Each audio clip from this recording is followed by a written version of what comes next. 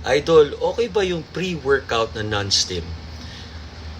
Kung hindi ka pwede sa stimulant, kagaya ng caffeine, edi okay siya.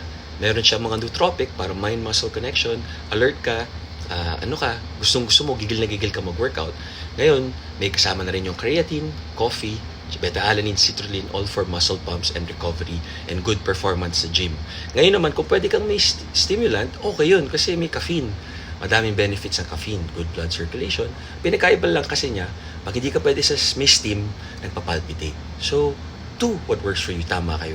Tapos kung may budget naman kayo nagfa-fasting, ang hindi nakaka-break ng fast, BCAA at EAA, kasi tingnan nyo sa likod, 0 calories. Tapos amino acid lang siya, good for energy.